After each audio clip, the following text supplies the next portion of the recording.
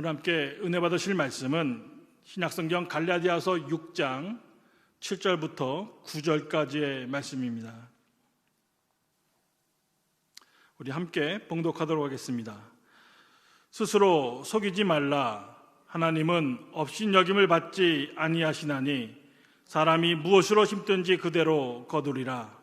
자기의 육체를 위하여 심는 자는 육체로부터 썩어질 것을 거두고 성령을 위하여 심는 자는 성령으로부터 영생을 거두리라. 우리가 선을 행하되 낙심하지 말지니 포기하지 아니하면 때가 이름에 거두리라. 아멘.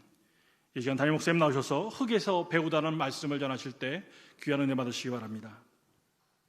할렐루야. 좋은 저녁 시간입니다. 오늘도 우리가 수요일을 맞이해서 하나님 앞에 예배를 드리고 있는데, 어디에서 말씀을 듣든 그 말씀대로 살 수 있기를 소망해 봅니다. 여러분들이 아시는 것처럼 요즘 미국이 불타고 있습니다. 미국의 상황을 보면서 여러 가지 것들을 생각하게 됩니다. 지금 현재 전 세계에서 코로나19 확진자가 가장 많고 사망자도 10만 명을 넘어섰는데, 다른 그 어떤 나라하고도 비교할 수 없을 정도로 희생자가 많아지고 있는데, 엎친 데 덮친 격으로 조지 플로이드라고 하는 흑인이 목이 무릎에 눌려서 죽은 사건이 있지 않았습니까? 그것을 계기로 해서 미국 전역에서 데모가 일어나고 있는데, 물론 평화적인 시위, 그리고 흑인도 사람이고 그렇게 사람의 목을 눌러서 경찰이 죽이는 것은 그 어떤 이유로도 합당치 않다라고 하는 대다수 사람들이 공감할 수 있는 의사 표현은 존중되고 바람직한 것이라 생각이 됩니다. 그런데 또 한편으로는 이건 절호의 기회다라고 생각하면서 무작위로 또 무자비한 약탈과 방화를 일삼고 있습니다.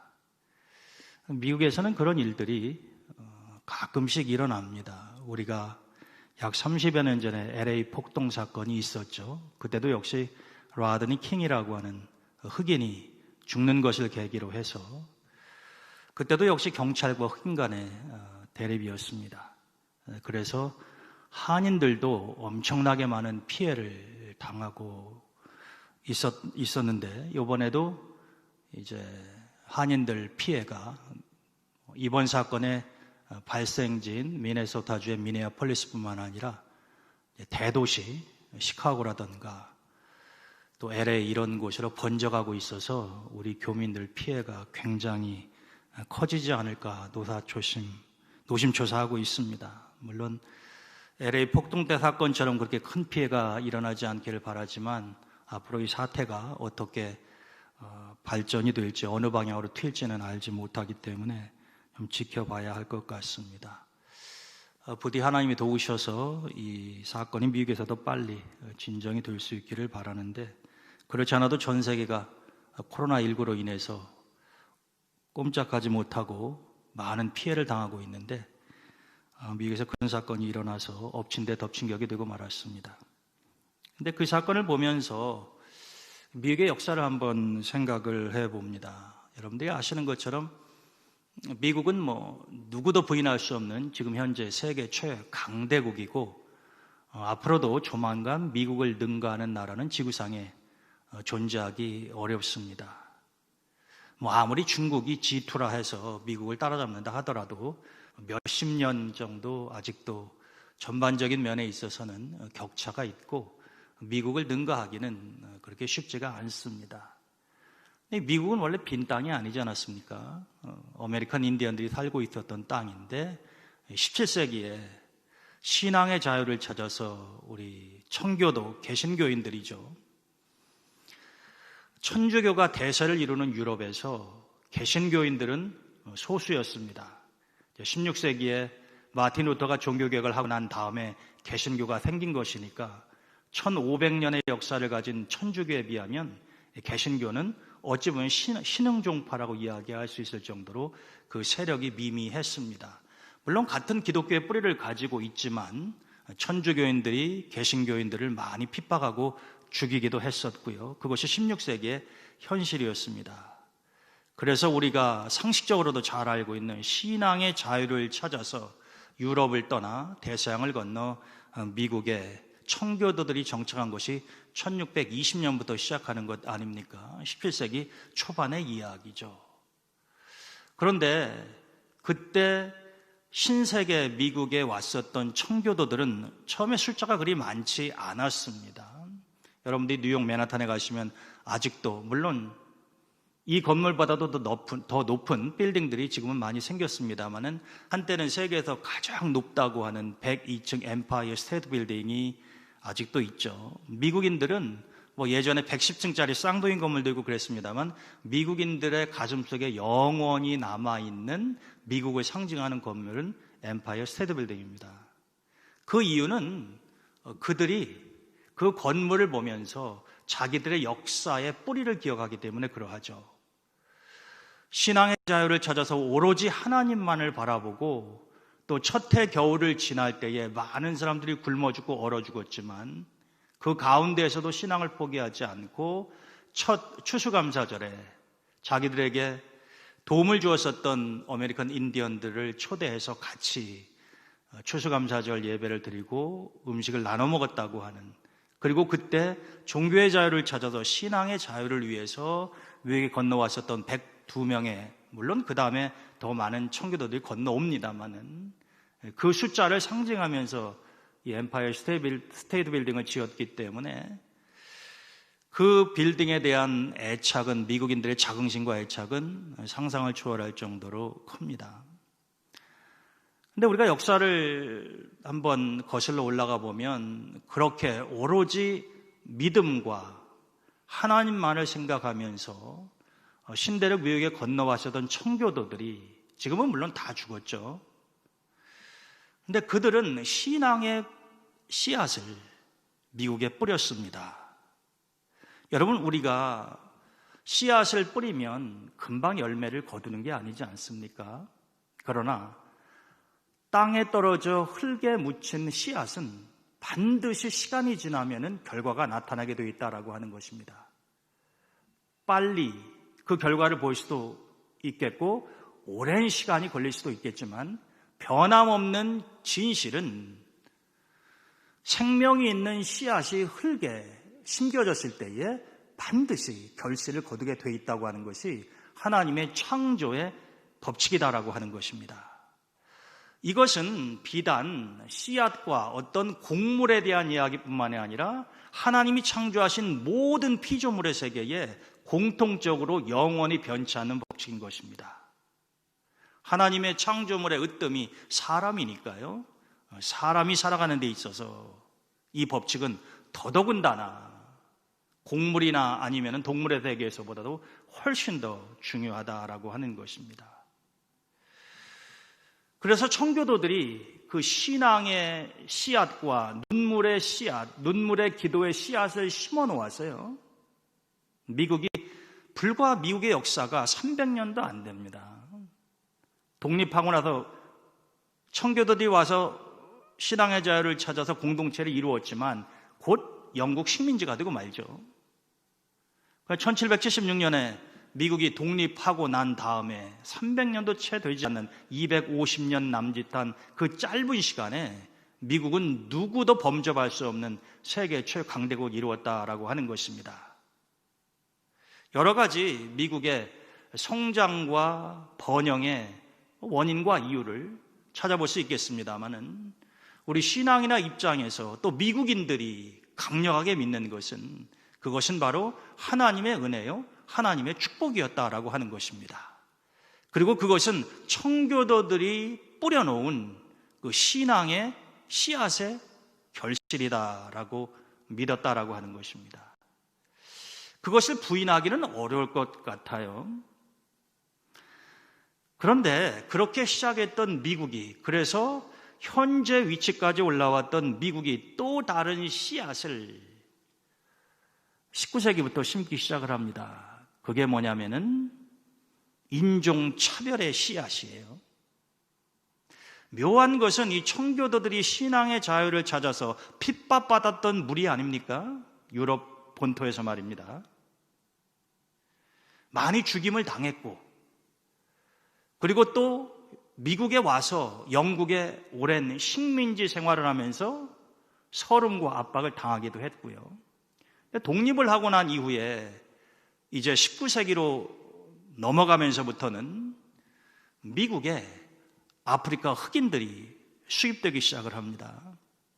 당시의 노예무역은 영국을 출발점으로 해서 유럽의 거의 강대국들이 다 노예무역을 했죠. 아프리카에서 흑인들을 잡아서 미국뿐만 아니라 중남미에도 많이 흘러갔습니다. 근데 어찌 보면은 그것은 참 모순된 행동이에요. 자신들은 신앙의 자유를 찾아서 억압받고 서름당하는 그 처지를 누구보다 잘 아는 그들이 아프리카에서 흑인 노예를 잡아다가 노예로 삼는다. 근데 하나님 앞에서 어떻게 그것을 합리화할 수 있을지요? 흔히 하는 이야기는 성경에 보면 로마 제국에도 노예제도가 있지 않았냐, 그런 정도입니다. 물론 있었어요. 그러나 그것이 잘 됐다는 이야기는 아닙니다. 사람들은 착각하는 경우가 있어요. 로마 제국 시대에 노예제도가 있었다고 하는 것이 좋다는 뜻도 아니고 하나님의 원하시는 바도 아니다, 이 말입니다. 그것은 인간들이 자신들의 편의를 위해서 만든 제도예요. 그것도 소수의 사람들이 말입니다. 그런데 철저하게 신앙의 자유, 그리고 하나님을 믿는 사람들이 흑인을 노예로 부리면서 동물보다도 못한 취급을 해왔죠. 그게 미국 흑인들의 역사입니다. 물론 아프리카에다 잡혀온 흑인들이 미국에만 팔린 건 아니죠. 남미를 포함해서 많은 대륙과 나라에 팔렸습니다. 미국이 대표적이죠. 왜 대표적이냐면 미국이 세계 최강대국이기 때문에 그런 거죠. 그래서 더 관심의 대상이 되는 겁니다. 근데 이 아프리카 흑인들은 미국 사람들과 수백 년 동안 같이 동고동락했지만, 그리고 1968년 이후로 흑인들에게도 인권이 보장이 되고 법상으로는 평등해요. 옛날에는 화장실도 백인 화장실, 흑인 화장실이 나누어져 있었죠. 아시아인들은 미국 처음에 갔었을 때는 백인도 아니고 흑인도 아니니까요.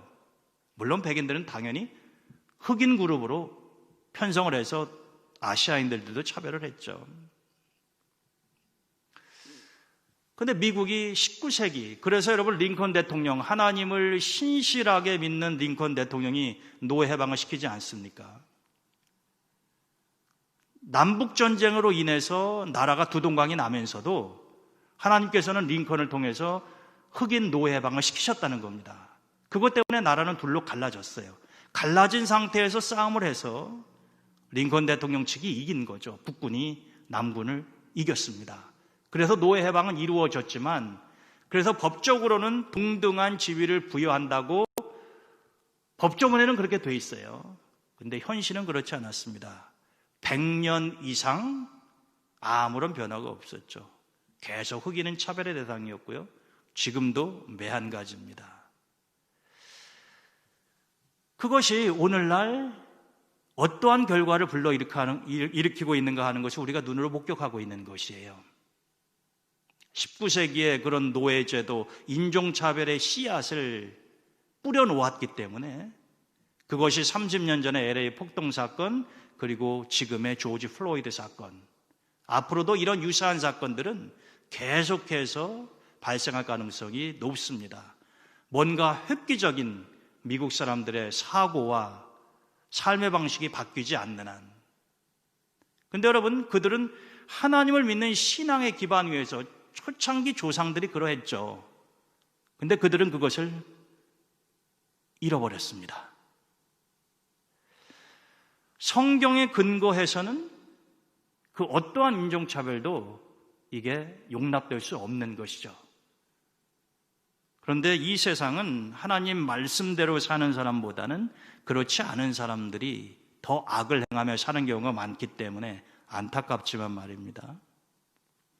그러니까 이런 기회를 이용해서 그냥 무자비한 폭력이 난무하고 약탈과 방화를 일삼는다 이 말입니다. 그러니까 어떻습니까? 온 나라가 무질서한 거죠. 이것 역시 하나님의 뜻과는 근본적으로 다른 거죠. 2주 전에 제가 설교 말씀드렸습니다. 사도 바울이 그렇게 권면을 하죠. 너희가 믿는 하나님은 질서의 하나님이시라. 그 이야기는 하나님은 무질서 속에 계시지 않는다는 이야기입니다. 여러분, 어떻게 질서의 하나님이 무질서를 용납하시겠으면 무질서 안에 있겠습니까? 근데 우리는 너무나도 쉽게 하나님 말씀대로 안 하죠. 먼 미국뿐만 아니라 교회에서도 매한가지 아닙니까? 여러분, 오늘 사도 바울이 갈라디아 교인들에게 하는 말씀을 보면 너희들 하나님 우습게 알지 말아라. 하나님은 업신여김을 받지 아니하시나니. 여러분, 우리가 사람을 우습게 보면 업신여기잖아요. 백인들은 흑인과 아시아인들 우습게 합니다. 돈 좀 가진 사람은 돈 없는 사람 우습게 알죠.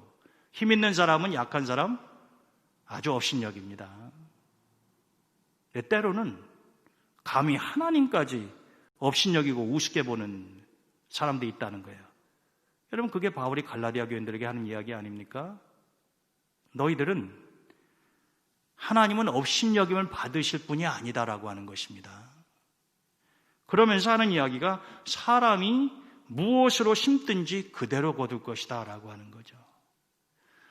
여러분, 사도 바울이 하나님은 업신여김을 받지 아니하신 분이다라고 하는 것은 그 다음 말씀과 연관해서 해석이 되어져야 되는 거예요.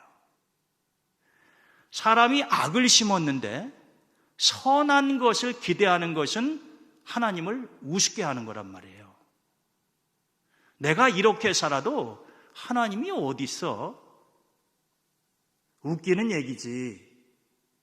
그렇게 생각하는 것이, 즉 악한 행동을 하고 나서도 아무런 일이 없을 것이며 결국에는 더 잘 될 거다라고 자기 스스로에게 이야기를 한다면 그것이 바로 하나님을 업신여기고 하나님을 무시하고 하나님을 깔보는 행위다라고 하는 거예요. 여러분, 하나님은 사도 바울이 이야기하기를 사람이 무엇으로 심든지 그대로 거두게 하신다고 그랬으니까 우리가 이 말씀을 곰곰이 생각해 보면 우리가 무엇을 어떻게 언제 심어야 할 것인지를 깨달아야 된다라고 하는 거죠. 여러분, 하나님이 이 법칙은 절대로 안 바꾸십니다. 사람이 무엇을 심든지 그대로 거두게 하신다. 오늘 제가 흙에서 배운다 그랬는데요. 자, 여러분, 흙이 뭡니까? 흙. 이게 원래 우리 인간의 본질이잖아요. 창세기 3장에 보게 되면은 하나님께서 아담과 하와에게 그렇게 말씀하시지 않습니까? 너희들은 흙에서 지음을 받았더니 흙으로 돌아가라. 그러니까 인생 본질이 별거 아니다 이 말이에요. 그냥 흙에 불과한 것이에요. 흙으로 만든 인간이 흙과 더불어 살아갑니다. 우리가 땅 위에서 살잖아요. 그런데 아담과 하와가 하나님 말씀의 불순종으로 인해서 그 불순종의 결과로 나타나는 여러 가지 현상들이 있죠. 예를 들어서 여러분들이 아시는 것처럼 여자들은 해산의 고통이 따라옵니다. 남자들은 가족을 먹여 살리기 위해서 이마에서 땀이 흘러야 되는 거예요. 그게 가장의 역할이란 말입니다. 근데 그 중에 하나가 하나님께서 땅을 저주하셨다 그랬어요. 그래도 이 말씀을 묵상해 보면은요, 하나님이 저주한 땅에서도 이 정도의 결실을 우리가 거둘 수 있는데 땅이 하나님의 저주를 받기 전에는 얼마나 좋은 땅들이었을까 그런 생각이 들어요. 원래는 엉겅퀴 같은 것 없었습니다. 그런데 땅이 저주를 받아서 엉겅퀴를 낸다고 그렇게 성경에는 기록되어 있지 않습니까? 정말로 하나님께서 자비와 은혜를 베푸셔서 이 정도라도 땅을 풍요롭게 해주셨으니까 우리가 수확에 기쁨을 누릴 수 있는 거지, 그렇지 않으면 그나마라도 불가능했을 것 같아요.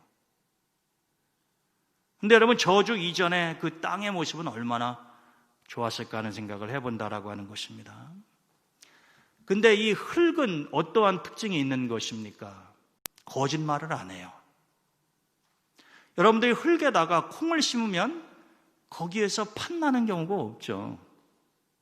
콩을 심으면 반드시 콩이 납니다. 팥을 심으면 팥이 나오게 돼 있죠. 근데 이 땅이 옥토라서 더 좋으면은 내가 하나를 심었는데 30배, 60배, 100배의 결실을 맺게 해주는 거죠. 그러나 어떤 경우에도 땅은 거짓을 말하지 않습니다. 근데 여러분, 땅, 즉 흙으로 만들어져 있는 것 아니에요. 근데 우리가 흙에서 취함을 얻은 것 아닙니까? 하나님이 흙으로 우리를 지으셨으니까 땅에 흙으로 우리를 만드셨단 말입니다. 그런데 우리는 너무나 흙하고 본질적으로 떨어진 삶을 살아요. 이게 아주 모순된다는 거죠. 우리는 거짓과 폭력을 일상화하면서도 아름답고 선한 결과를 기대하는 어리석음을 반복한다라고 하는 거죠. 즉 콩을 심어놓고 팥이 나기를 바란다 이 말입니다. 그런 일은 절대로 없을 것이라고 주님께서도 말씀하셨어요. 어떻게 가시나무에서 포도 열매가 맺히겠으며 엉겅퀴에서 무화과 열매가 맺히겠느냐? 여러분, 그런 일이 없다는 거예요. 왜? 만약에 그렇게 되면 이 하나님의 창조의 원칙, 즉 심는 대로 거둔다라고 하는 것이 파괴되어 버리기 때문에 하나님이 그렇게 안 하신다는 것입니다. 포도나무에서 포도 열매를 맺는 것, 무화과 나무에서 무화과 열매를 맺는 것은 당연한 것이지만 내가 엉겅퀴를 심어놓고 100년을 기다린들 거기에서 무화과 열매가 맺히는 법은 없다라고 하는 것입니다. 제가 그런 말씀 드리잖아요. 내일은 따로 있는 날이 아니라고. 내일은 잘 될 거야. 내일이 잘 되려면요, 오늘 내가 어떻게 사느냐 하는 것을 보면 답이 이미 나옵니다. 내가 오늘 제대로 살지 않는데, 심는 게 없는데 내일 잘 될 거다? 그걸 하나님을 만홀히 여기는 거다. 하나님을 우습게 보는 거다라고 하는 거예요. 이것을 깨닫지 못하니까 사람들은 악한 것을 심는데 담대합니다. 여러분, 하나님의 존재와 하나님의 살아계심과 하나님의 경외함을 정말 조금이라도 양심의 찔림이 있을 정도로 믿는다면요, 절대로 악한 것을 심어놓고 그렇게 담대할 수가 없어요. 하룻강아지 범 무서운 줄 모른다고 그러죠. 강아지는 호랑이 맛을 제대로 못 보기 때문에 호랑이가 얼마나 무서운지 모르는 것처럼 말입니다. 이 하나님이 교회에서 정말로 잘못 가르치는 것 중에 하나가 이 사랑의 하나님만 너무 강조하는 거예요. 하나님은 사랑이 너무나 많으셔서 잘못해도 회개하고 용서의 기도하면은 하나님은 다 받아주신다. 사랑의 하나님 맞아요. 그런데 성경은 그 사랑의 하나님은 또한 공의의 하나님이다라고 하는 것을 분명히 이야기합니다. 근데 사람들은 누구나요, 자기가 원하는 것만 취하려고 그러고 듣고 싶은 이야기만 들으려고 그래요. 말하고 싶은 것만 하려고 그러죠. 대부분 사람들이 다 그렇죠. 거기에서 자유로운 사람 별로 없습니다.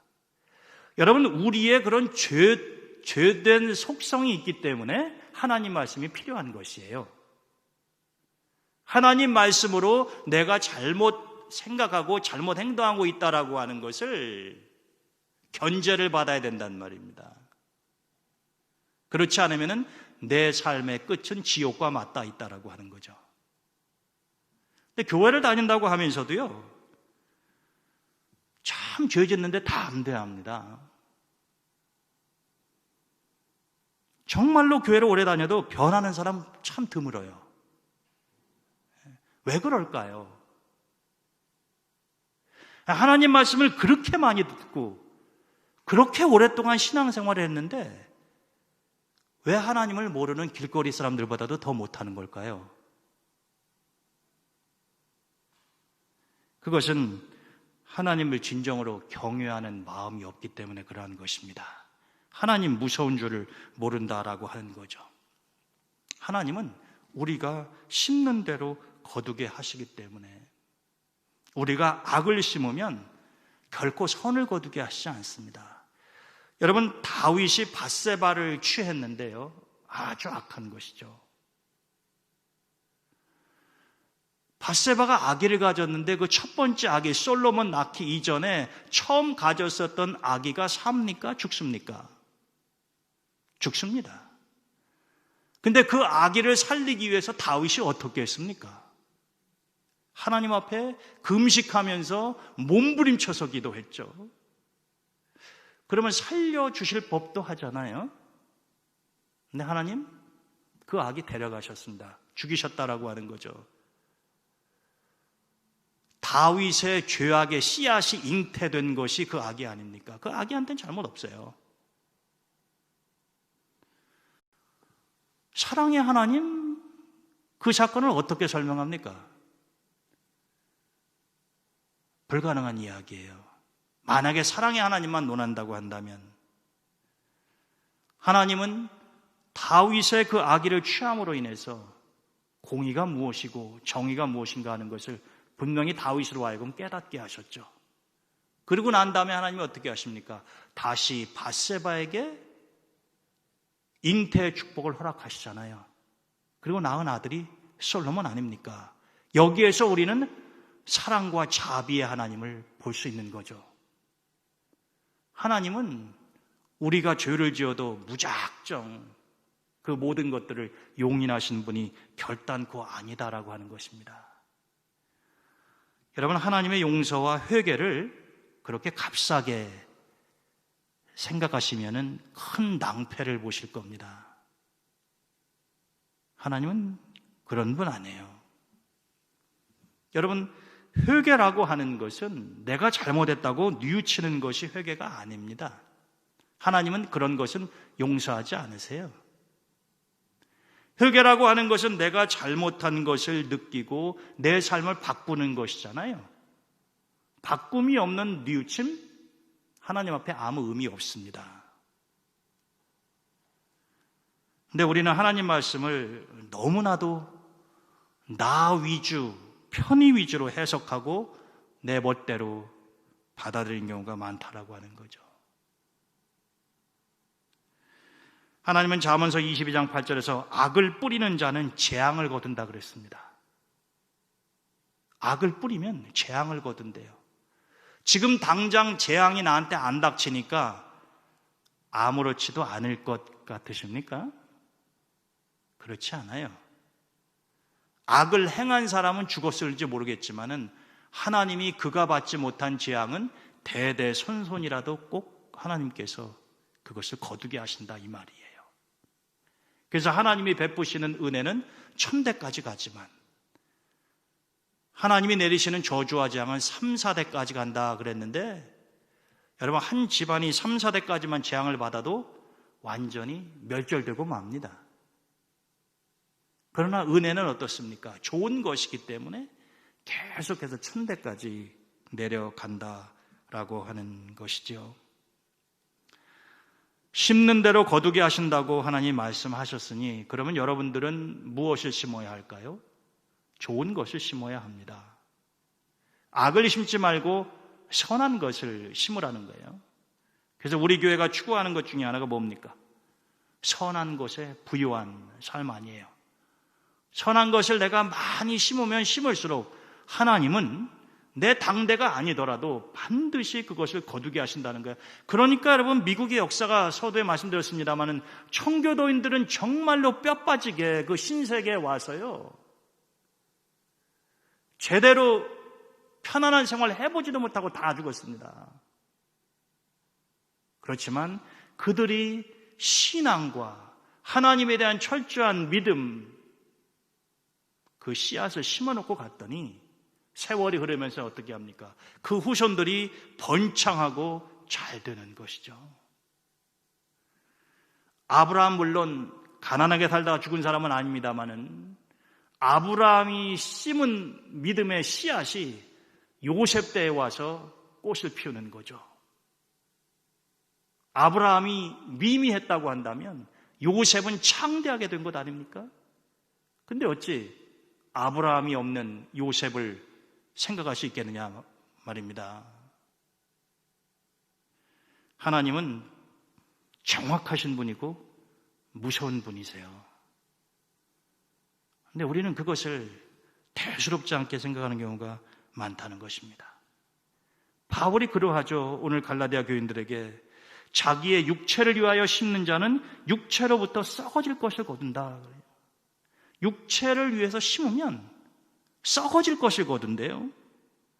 반면에 성령을 위하여 심는 자는 성령으로부터 영생, 영원한 생명을 거둔다 이야기합니다. 그러니까 우리가 육체를 위해서 심는 것이 아니라 성령을 위해서라고 하는 것은 하나님이 기뻐하시는 것이라고 여러분들이 이해하셔도 무방합니다. 그러면 영원한 것을 거둘 수 있다는 것이죠. 또 심때 여러분들이 많이 심으시는 것이 지혜로운 것입니다. 선한 것을 많이 심으라는 거예요. 악하고 나쁜 것을 많이 심으라는 이야기는 아니겠죠. 이것 역시 심는 대로 거두게 하신 하나님의 법칙이니 사도 바울은 고린도 교회 성도들에게 고린도후서 9장 6절에 보면 적게 심는 자는 적게 거두고 많이 심는 자는 많이 거둔다 그랬어요. 그러니까 여러분 좋은 것을 많이 심어서 많이 거두는 것이 축복된 삶이죠. 그것은 과욕이 아닙니다.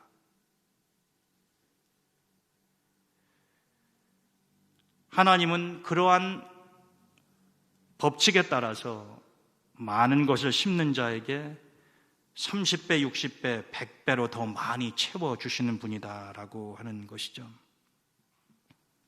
봄에 파종을 하면 가을에 추수를 합니다. 봄에 아무것도 안 뿌린 사람이 가을에 들판에 나가 본들 무엇을 두 손에 쥐고 돌아오겠습니까? 그냥 빈손이에요. 젊었을 때 심으면 늙었을 때 거두는 겁니다. 젊어서 그야말로 호랑방탕하게 살던 사람이 노년이 평안하고 안락하고 잘 될 것을 기대하는 것은 우물가에 가서 숭늉을 찾는 것보다도 더 어리석은 것이에요. 오늘 심으면 내일을 기약할 수 있습니다.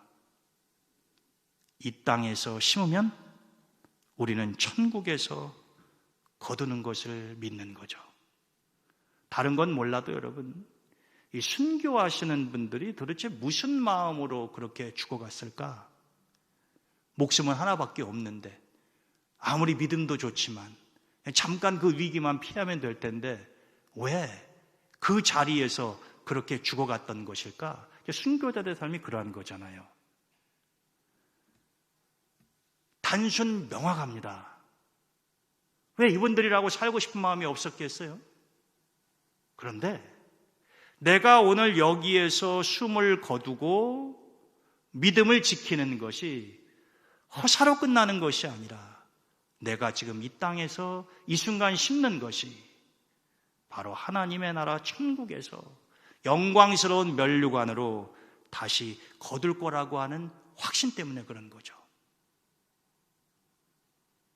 여러분, 그러한 믿음이, 확신이 정말로 너무나 분명하고 강하지 않으면 그렇게 살 수 없다라고 한 것입니다. 저는 우리 동대문교회 성도 여러분들이요, 이 세상의 모습들을 보면서 하나님 말씀으로 이 세상을 한번 진단해보는 믿음의 깊이와 영적인 눈이 열려져 있으면 참 좋겠어요. 제가 요즘 여러분 잘 아시는 모차르트라고 하는, 음악을 잘 몰라도 모차르트 이름 모르는 사람이 어디 있겠어요? 35년밖에는 못 살았어요. 4살, 5살 때부터 연주도 하고 그랬다고 그러니까 우리는 상상하기 어려운 천재였죠, 분명히. 근데 여러분, 모차르트가 어떻게 죽었는 줄 아세요? 모차르트는 묘가 없어요. 왜 묘가 없냐? 오스트리아 빈에 가면 여기가 모차르트 묘입니다라고 돼 있어요. 근데 그 안에 모차르트는 없습니다. 모차르트의 시신을 찾지 못했기 때문에 그러해요. 왜냐하면 18세기에 모차르트가 죽었을 그 당시에는 사람이 죽으면 그냥 푸대자루에 넣었다고 그럽니다. 그리고 땅을 파고 한 사람이 한 구덩이에 묻히는 것도 아니고요. 교회에서 장례식이 끝나고 나면은 푸대에다가 시신을 넣어서 5, 6명 이렇게 그냥 한 구덩이에 넣었다고 그래요. 그리고 묻어버리고 조그맣게 표시를 해놓았다고 그럽니다. 근데 모차르트가 그렇게 죽었다라고 하는 거죠. 그래서 후세 사람들이 이 모차르트의 시신을 찾아서 정말로 묘도 제대로 쓰고 잘 해주려고 백방으로 찾았는데 아직까지도 모차르트의 시신은 찾지 못했습니다. 여기쯤에 묻혔을 거야 라고 해서 다 발굴을 해보고 찾아봤어도 모차르트의 시신은 확인이 안 된다고 하는 것이죠. 물론 그 당시에 장례 관습에 따른 것이긴 했지만 제가 그런 내용을 책에서 읽으면서 그런 생각이 들었어요. 하늘에서 내려온 천사가 아니면 어떻게 이러한 곡을 작곡할 수 있겠는가, 그런 정도의 말을 들었던 모차르트지만요, 딱 하나님의 숨을 거두시니까요, 하나님이 창세기 3장에서 말씀하신 대로 너희는 흙에서 나왔으니 흙으로 돌아갈지라, 아무 존재가 없는 거죠. 그러한 모습이 인생의 허무주의를 이야기하고자 하는 것은 아닙니다만 그게 인생의 본질이라는 거죠. 어찌 생각하면은 그러한 천재가 그렇게 생을 마감한다라고 하는 것 자체가 참 슬프기도 하잖아요, 어찌 보면은. 근데 여러분, 그것이 우리 인생의 본질적인 모습이라는 거예요. 그 앞에서요, 무슨 이 땅에서의 엄청난 권력과 재산과 남을 죽이면서 내가 밟고 올라서고 내가 잘 되려고 하는 그런 것들이 의미가 있느냐 하는 것입니다. 그런 것은 하나님 앞에서 아무것도 의미가 없는 삶인 것이죠. 저는 우리 동대문교회 성도 여러분들이요, 앞으로 살아가시면서 또 얼마나 사실지도 모르잖아요. 여러분, 남은 생이 며칠 남았는지 아세요? 젊었다고 오래 산다는 보장은 또 없는 것 아닙니까? 근데 하나님이 나를 부르셨을 때 내가 생각해도 내 인생에서 나는 정말로 심은 게 별로 없다, 그러면 아무것도 기대하지 마세요. 내가 심지 않았는데 그래도 하나님이 자비와 은혜를 베푸셔서 나한테 뭘 좀 주실 거야, 단언하건대 하나님 그렇게 안 하십니다. 하나님은 적게 심으면 그 적게 심은 것에 자비를 베푸실지는 모르겠지만 안 심거나 악한 것을 심었는데 그것을 선한 것으로 바꾸어서 풍성하게 해주시는 법은 없습니다. 그게 달란트 비유잖아요. 한 달란트 받은 사람이 신경질 나니까, 기분 나쁘니까 어떻게 했어요? 한 달란트 땅에 묻어버렸잖아요. 그냥 아무것도 안 했어요. 투자도 않고. 나중에 주인이 계산하려고 할 때 그 하인이 그러니, 한 달란트 받은 사람이 그렇게 이야기하죠. 당신은 심지 않는 데에서 거두려고 하는 사람이다. 주인을 몰라도 너무 모르는 거죠.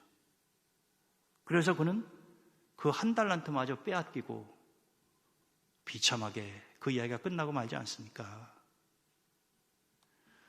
여러분, 세상은 하나님과 너무나 동떨어진 방향으로 갑니다.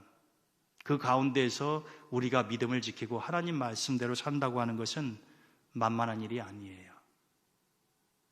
우리가 정신 차리고 주님이 말씀하신 것처럼 너희가 시험에 들지 아니하도록 깨어 기도하지 않으면 반드시 시험 든다는 얘기예요.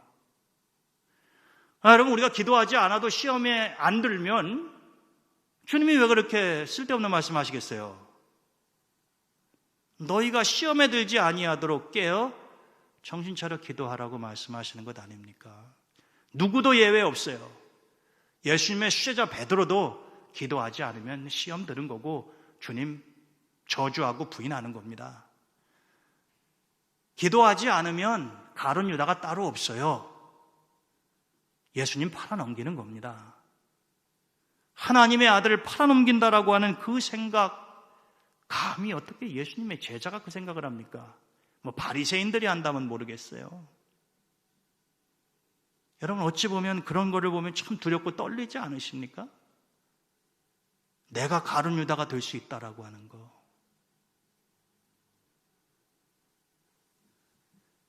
여러분 세상은 언제나 하나님과 대적하는 사단의 무리들이 하나님의 사람들을 유혹하고 하나님의 말씀에서 멀어지게 하려고 발버둥을 칩니다.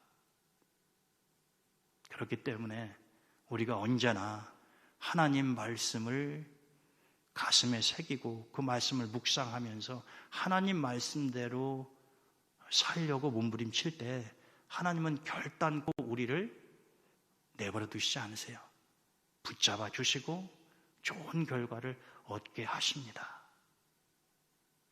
오늘 이전에도 말씀 들었잖아요. 듣는 거 중요하죠.